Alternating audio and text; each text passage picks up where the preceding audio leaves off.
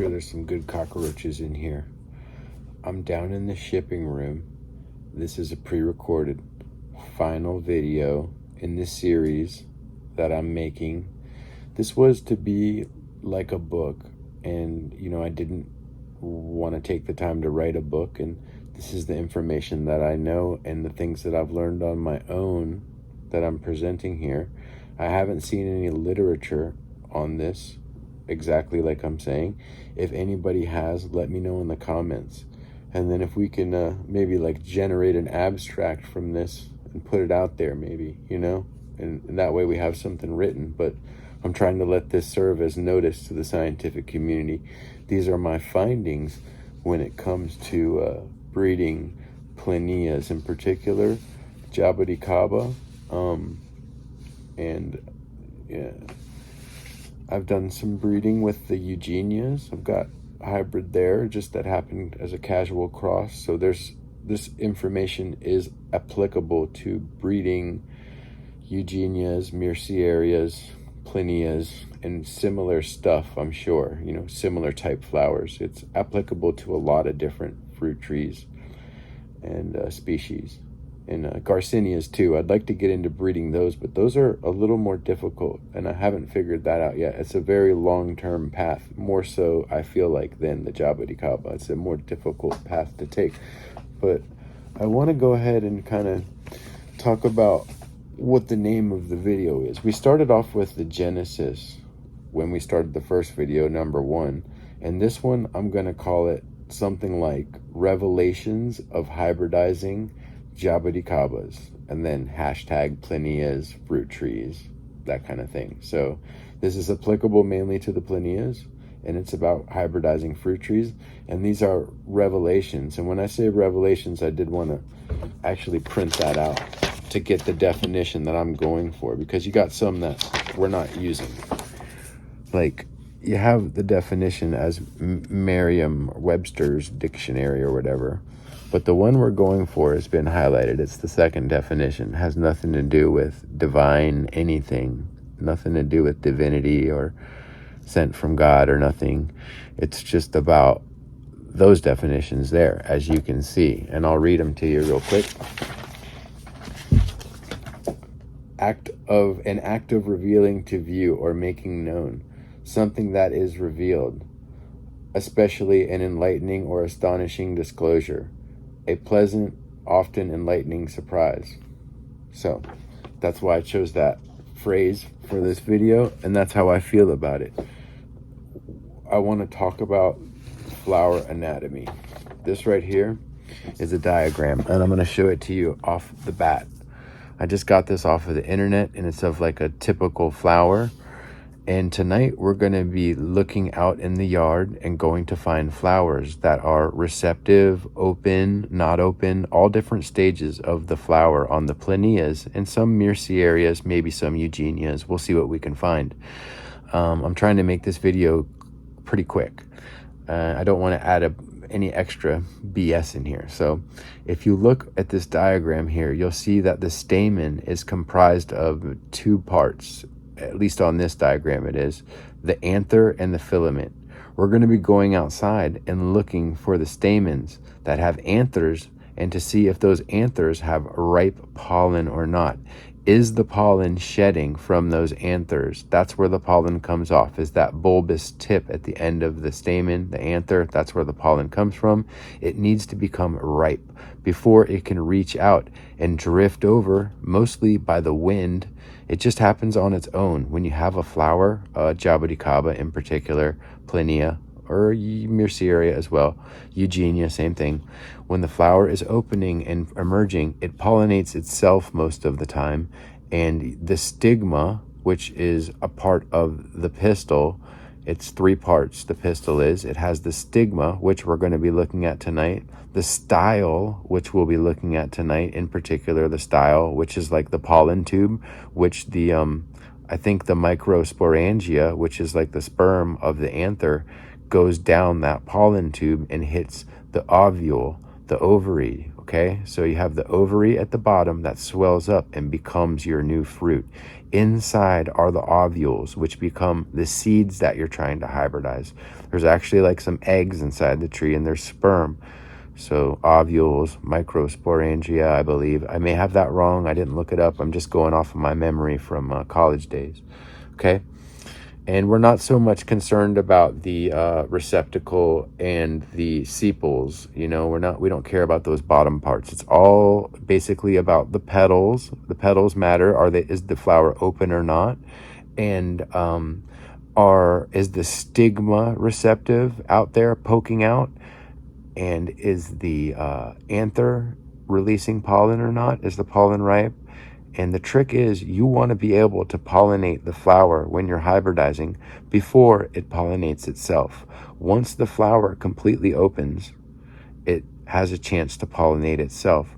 But right before the flower opens, the stigma and the pistil and stigma emerge from the flower before the petals open. That's what I'm trying to demonstrate in this video that I haven't seen in any scientific articles. And it's very helpful in knowing that the stigma is sticking out and receptive, and you don't need to break open the flower to pollinate it. I've looked at articles and read little links and things that talk about breaking the flowers open to help pollinate them. It's not necessary. You need to gather the pollen from the tree you want, store it properly, get it off of the anther once it's ripe, put it in a vial, and then put it in the fridge maybe. I don't store it in the fridge. I just keep it in the house for a day or two and try to get everything done quickly. But there's some benefit in being able to store it long term. I haven't experimented with long-term storage of pollen because you see a limiting factor of making these hybrids is the flowering phase and the pollen being viable at the time of another tree flowering. And so all of the varieties, matter of fact, that I've made here are only from varieties that were readily available, and I did not do long-term storage for the pollen, which is something to be looked into. So there's a little nugget to drop to the young bucks out there. Try to figure out how to store it long-term and maybe get some hybrids of some varieties that are not flowering generally at the same time. Okay, so right now I think we are probably going to go outside and collect some pollen and try to make some hybrids and show you some more details. Here's the tools that I have. I have a little glass jar. You could use any kind of jar. This is just something to collect the pollen and knock the pollen into. I also have a paintbrush. This is just a standard horsehair, probably paintbrush. You can get them anywhere. This is a good size. I don't know what size it is, but it's a good size. You don't want one too big or too small, but that's a good size for my needs, and a good density or whatever. You know, it's got a nice fine nature to it.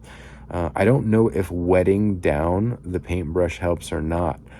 Some moisture may actually help. I've never done it. I just do it dry, but I notice if the conditions are too dry and windy, it is detrimental to fruit set and flowering. So humidity and moisture seems to be a good thing so long as you have good air circulation, okay? And there's not too much.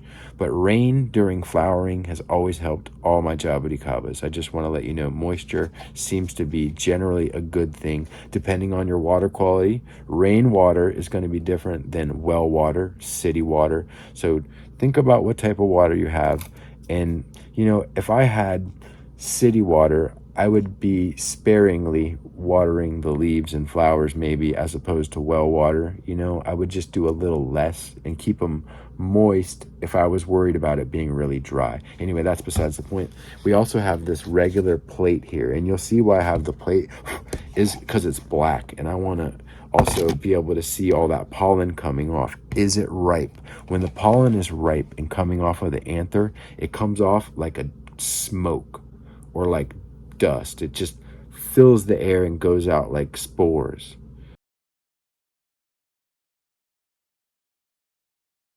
So they're easily pollinating each other without any of your help. I've seen when the pollen is ripe in the greenhouse and it goes out like smoke. I'd like to show you that tonight if I can get a clip of it. Let's go out in the yard and make this a short video.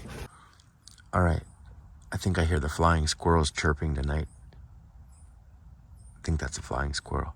Anyway, I'm out here by one of the best anomaly seedlings I have. I'm gonna start with this tree because there's so much going on.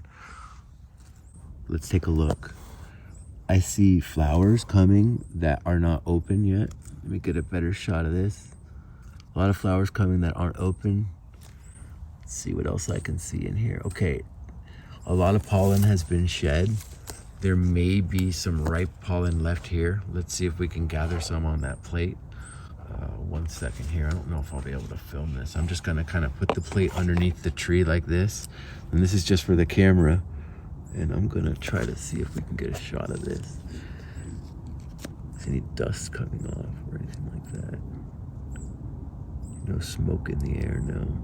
These are already pretty much ripe. And you see what is the remnants here, what's left over. Those would be the pistil and the stigma and the style.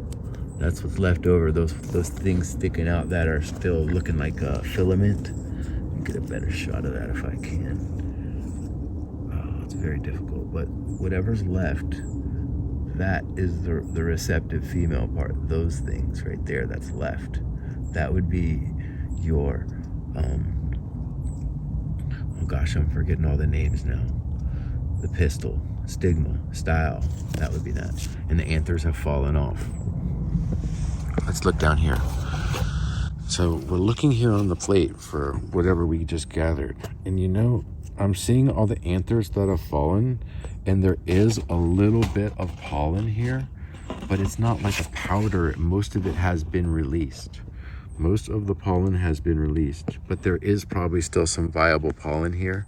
Very hard to show what I want to on this, but see if I can get it. We usually put your finger in there, helps it focus some, but anyhow, there's really not a bunch of dust there. There should be powder everywhere. So I'm going to continue looking for something that's shedding pollen. I'm going to move on. Okay, now I've moved on to the anomaly mother tree, which has a lot more going on. I'm going to get down here and see if I can get any pollen off of it and show the pollen coming off of a ripe flower. Let's take a look at that right here. Let's see this. This looks really good, guys. This looks really good. Let's get some shots of that. This here seems to have pollen. You can see it's full of pollen still. And you see all the anthers at the end of those filaments. And that's what we're after, is this stuff right here. See, there we go. There we go. Saw it come off on me? That's the pollen. That's ripe, full of pollen. See that? That powder. Look at it. Look at it come. Okay. Okay, let's see if we can get that on a plate. I'm gonna put it right underneath and just kind of jiggle it here. Tickle it with my brush. See if we can get it, show it falling. Get it to focus there. Oh, there you go. Look at it in the air like that. We should get a better shot. Come on. It's so hard to film this, guys. Anyway, that's good stuff. You can see for just a moment that it went in the air kind of like a smoke. The wind will do it to it.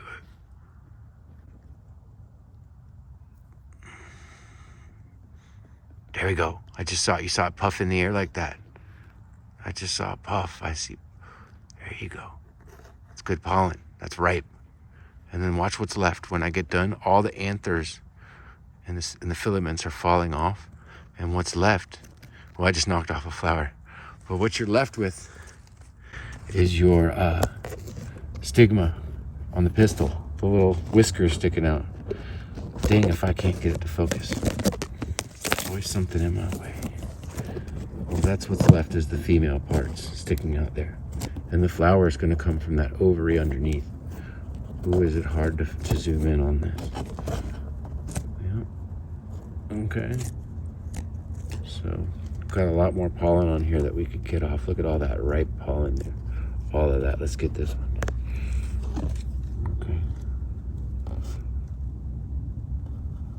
Look at all that good pollen. Now, there would be no real benefit in me trying to pollinate these, to cross-pollinate them.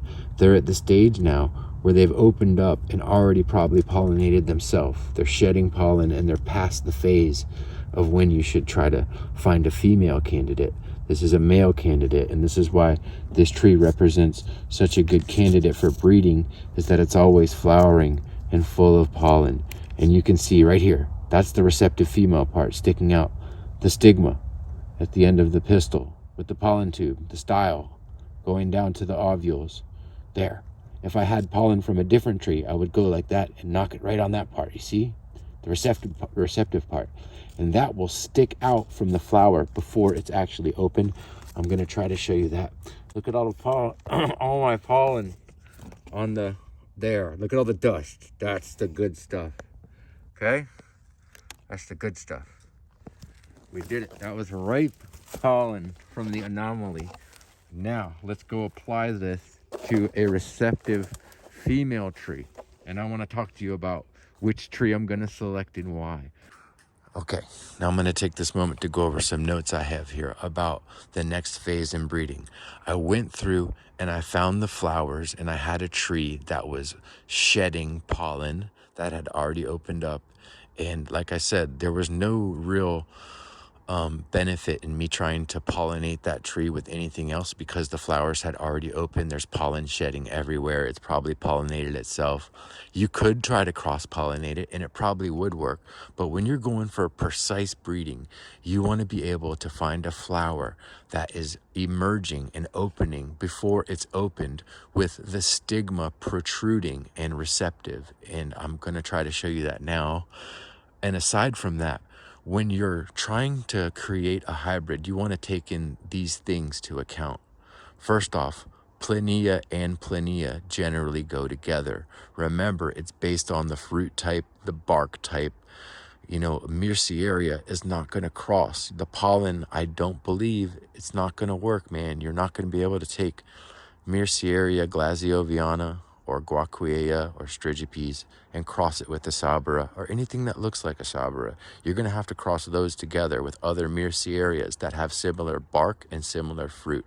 Remember, the Plinias have the peeling bark. The Myrcearias have the furrowed bark. So maybe you could cross this tree right here with the yellow Jabuticaba. It's the blue Jabuticaba. They're both Myrcearias, and they have that similar flower type and bark. You can see right here, this one is actually female with the anthers exposed and the petals not totally open. That is the receptive phase. You see the stigma sticking out. No pollen has been shed yet. So this has got sticky stigmas coming out on the pistil, and they're ready. So do you see what I'm saying? The same thing happens with the plinias, and this needs to be documented for breeding purposes. This is the bark of a Myrcearia. You see how it's more furrowed and it doesn't peel quite the same way. It's just different. It's a little different. It does peel, I guess, some as the tree gets older. It does flake, but there's a lot more furrowing and less peeling at the tips of the branches here, where this would all be peely and flaky and more bare looking with patches if it was a plinia. So this tree is not going to be able to hybridize with this tree over here, which is a plinia. This is already a hybrid of a plinia that I've selected, but you see the bark type on this is like a plinia, flaky, peely, not furrowed. See? Anyway, let's find a tree with some flowers here. And then, oh, let me still tell you more. Let's say you're going to make a hybrid, right? Don't go and take the scarlet and cross it with a red Jabuticaba. That's a dumbass decision to make because you already have the scarlet, which is a hybrid of the red. So you're going to be taking the scarlet, which is already the red, crossed with the white. All right, they crossed the red with the white, and then they back crossed it to the white again, which means they bred that with a white Jabuticaba again. That's what I've heard. So it doesn't really make sense to take a red and breed it with the scarlet because they're so similar and they're already component of each other, you know, so it doesn't make sense. You would want to take the scarlet and breed it with the grimmel or the trunciflora, okay? And then you got to think about all the work that I've done and that's already been done, maybe by people like me. But I've got about 300 hybrids of the grimmel and the sabra. So maybe don't try to work on that one. I've got like 1,000 of them over here. The red Jabuticaba and the grimmel, the red Jabuticaba and the trunciflora are ones that I have hybrids of already. I'm not saying don't work on it or don't try it, but there's more room, I think, for you to make your mark with some of the things that haven't been touched yet. And, you know, they're out there. I'm not going to go over the whole list, but, you know, I had some stuff I would avoid to do. For instance, you would not want to try to cross the Cambuca with the yellow Jabuticaba, or I don't know what you can even hybridize the Cambuca with. Maybe someone will experiment with that. I never have, but it's kind of in a standalone group where I just don't think it's worthwhile, but maybe it is. Someone will do it. I'm surprised they haven't figured it out in Brazil yet, if it does actually work. So we got lots of hybrids of the Phytranthas and the grimmels and the Phytranthas and the reds. So I think there's a ton of work to be done with grimmel, Phytrantha, red, white, you know, the stuff I'm already working with. It's just consider, you want to get things that are precocious. They're the easiest ones to get going. So, you know, I'd say Scarlet is a good candidate, and Anomaly is a good candidate, and Red and Grimmel are good candidates for breeding. But think about how you can maybe mix in something here that's a little different from what's already going on. And it's possible. I'm just saying. Oh, and I forgot the Coronata Hestinga. That's another one that I've got a bunch of hybrids of as well. So just, I'm kind of letting you know what's already being worked on so that you can try to make a mark. And if you do the same thing I'm doing, that's fine. It's just, there's already 300 of them out here. You know what I mean? Anyhow, so we've looked at the different flowering stages. We're going to try to show you some plania flowers right now that are receptive, and we're going to pollinate them. Okay, guys, I think this is a long shot, but I'm over here by my Plania cauliflora variety, Roxa pulpa. First time it's ever flowered. And this one is just not quite open yet.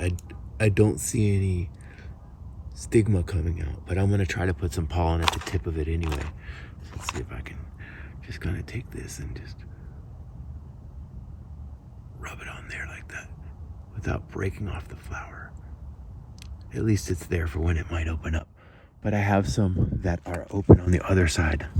I'm gonna get my paintbrush charged up with pollen from the Anomaly and come over to the other side and try to pollinate these open flowers.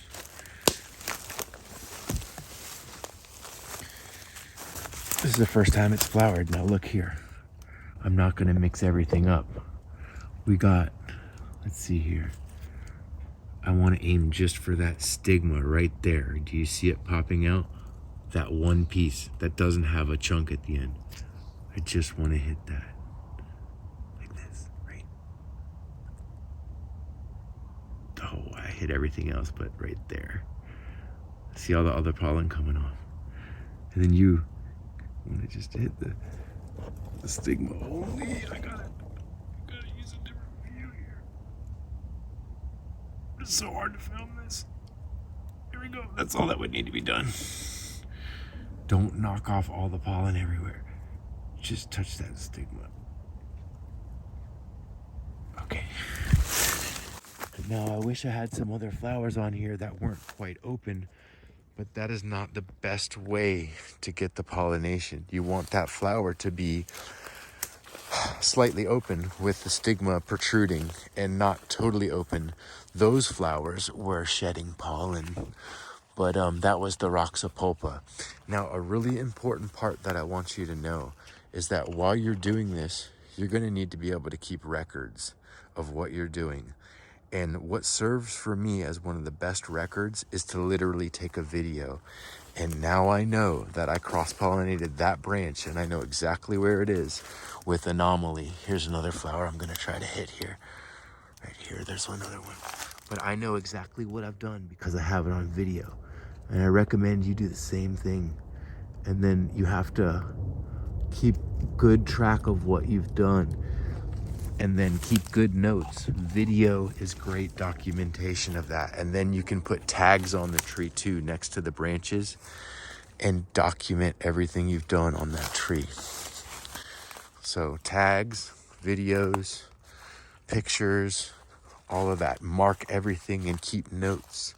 And then from there, when I say revelation, you will have that revelation where you plant the seeds from those fruit and the leaves come up looking different. And it's really exciting to get a new variety. And it will happen. It does happen. And it's not that hard to breed them. The only thing that's challenging is just sourcing the material and then having the patience.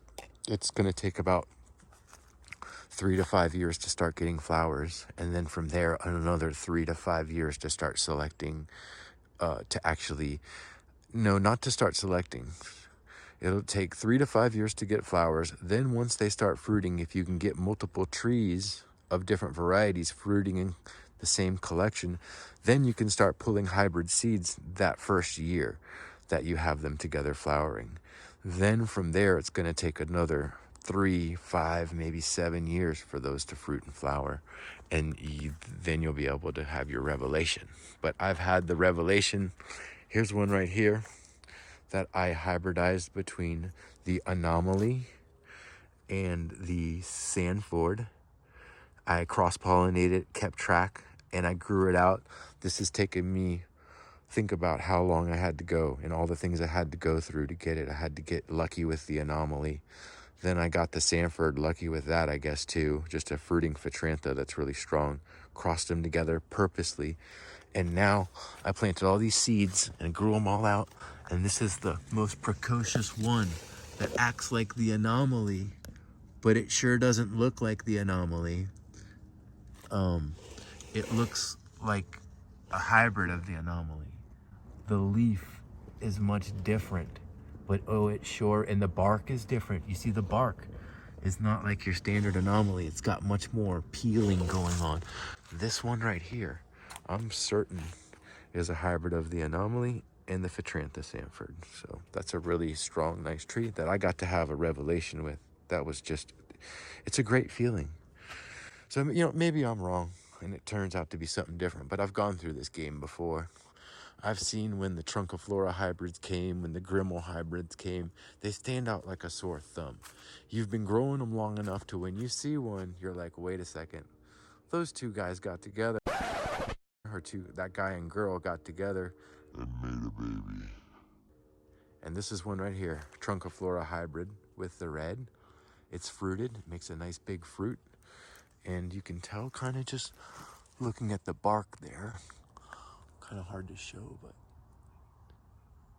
And then I have over here a Trunciflora right here. That's a Trunciflora grafted right next to a red. And look at the bark difference on it. There's the Trunciflora bark, and then there's the red bark.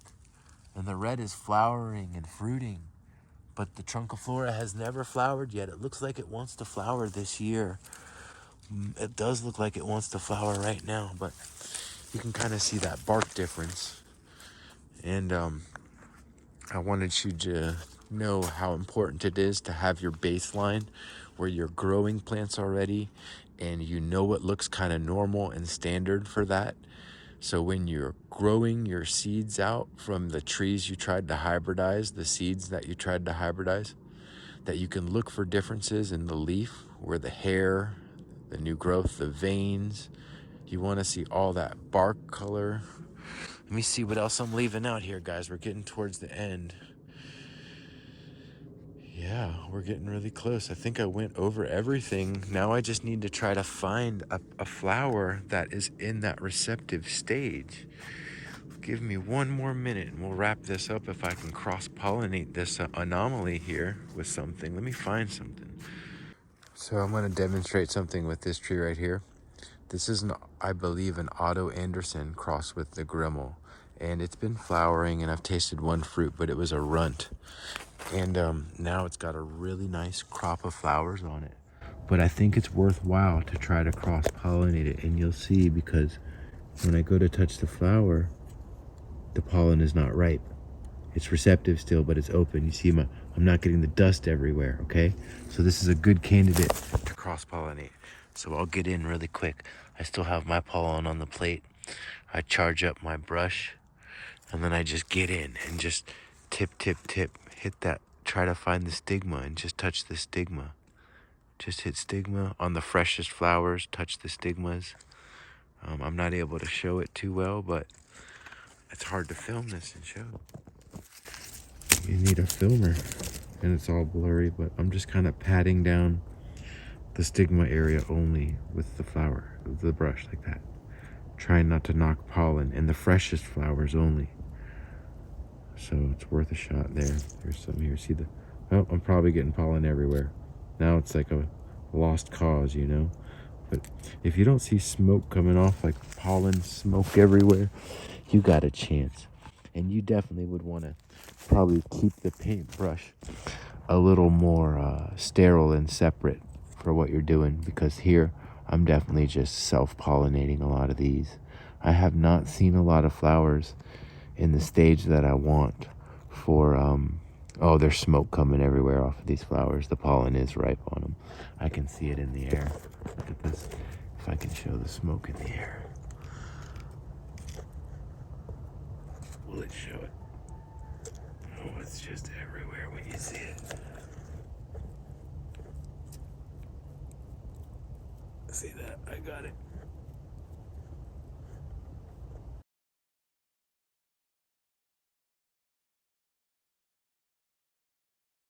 I forgot to mention Paulista is a really good candidate. This is a Paulista right here. And I'm just gonna touch with the anomaly right there. That one was receptive. I think it just opened up. And then I have some other ones over here. See if I can just touch it, just barely. Right there. Oh, that one shed its pollen everywhere. Look at the smoke on that thing. Look at it, like, that thing is just everywhere. Look at the pollen. Wow. Paulista pollen. That's just incredible. That makes me want to put that on something else. But you see how it goes in the air. And then now I'm looking for one that is a receptive female with the thing sticking out. This one I don't see it, but you would just, in theory, take your pollen and kind of press it open a little bit if it's not open already. Try to work your way in there. It's hard to do it on the camera, but you can kind of finesse them open a little bit like that. Just like that. Don't want to say break it open, but you can. There we go. That was money. There we go. But you see, I pollinated it with itself. I probably didn't even cross-pollinate it. But I did want to talk about that some of these have self-incompatibility issues, like the Eugenias, where it pollinates itself and the flower falls off, and there was never time for it to set fruit because it pollinated itself with an incompatible pollen. And so cross-pollination can be helpful sometimes for something that's not fruiting. Look at this one. Does it have the stigma coming out? Not yet, but we're gonna break our way in. Let's see if we can finagle our way in. No, not letting us in. There's one down there. Oh, it wasn't shedding pollen. That one was ready to receive. Oh, I think that about sums it up, guys, but you can see where the excitement can lead to with all these varieties. You got Paulista here, which is a great, huge fruited variety. It takes a long time to fruit, so it's a great candidate. Look at this Myrcieria strigipes right here. Look at all the flowers on that. This could probably be hybridized with Guaquiea and maybe, I don't know, the blue guaquiea, but I'm talking about the other guaquiea, the Murciaria guaquiea. The blue guaquiea is something totally different. This is the other guaquiea. I guess I could try to cross these, but they're already doing it on their own with the wind. Well, I want to say thanks for watching the video. This is going to complete the series. I'm a little disappointed I couldn't get an exact picture of what I wanted. The first flower I showed of the blue guaquiea, where it's kind of open like this, and you have the stigma coming out, the pistil coming out. That's what I was trying to show, and you will see that time when that happens. And then also the phase where you need to test it a little bit without the paintbrush you're trying to pollinate with, and see, is the pollen ripe and coming off like smoke off of the anthers. If it's coming off and it's ripe, there's a high probability that the tree's already self-pollinated.